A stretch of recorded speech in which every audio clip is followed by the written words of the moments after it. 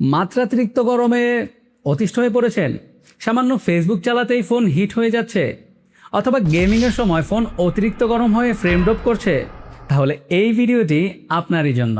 আসসালামু আলাইকুম বন্ধুরা, কেমন আছেন সবাই? আশা করি সবাই অনেক অনেক ভালো আছেন, সুস্থ আছেন। অ্যান্ড্রয়েড টেকের ব্র্যান্ড নিউ ভিডিওতে আপনাদের সবাইকে স্বাগতম।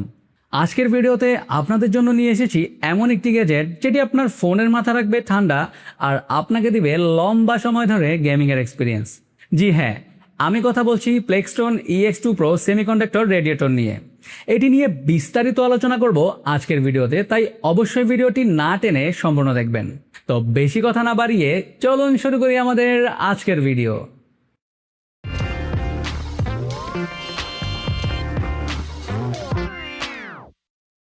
প্লেক্সটন EX2 Pro সেমিকন্ডাক্টর রেডিয়েটরটি জনপ্রিয় কোম্পানি প্লেক্সটনের প্রোডাক্ট।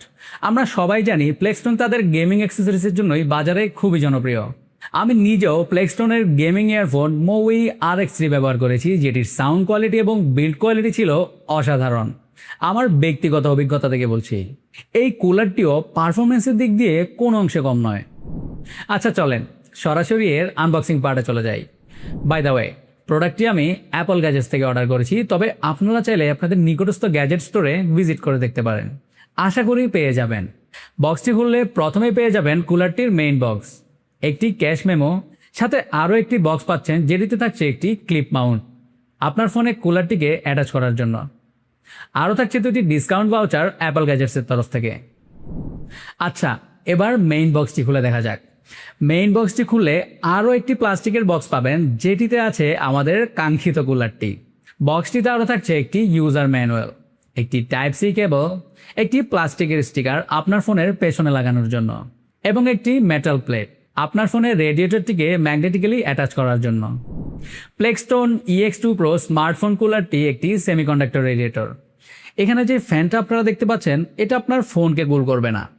এটার কাজ হচ্ছে ভেতরের রেডিয়েটরটাকে কুল রাখা, আর ভেতরের রেডিয়েটরটার কাজ হচ্ছে আপনার ফোনটাকে ভেতর থেকে একদম ঠান্ডা ঠান্ডা কুল কুল করে দেয়া, যেটা কিন্তু খুবই অল্প সময়ের মধ্যেই করে ফেলতে পারে এই ডিভাইসটি।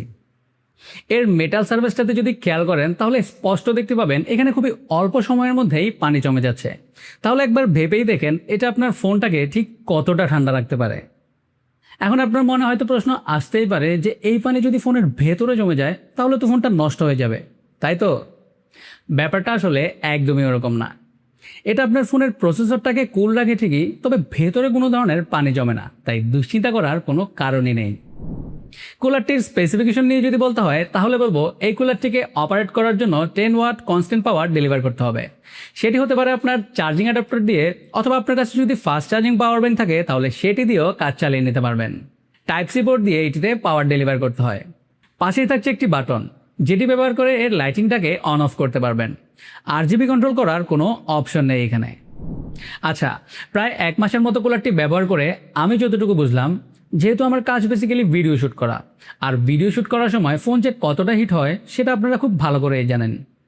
এটা লাগিয়ে ভিডিও শ্যুট করে একটা জিনিস খেয়াল করেছি যে ভিডিওতে কোনো ধরনের ফ্রেম ড্রপ হচ্ছিল না, ফোনের টেম্পারেচারও একদমই স্বাভাবিক ছিল।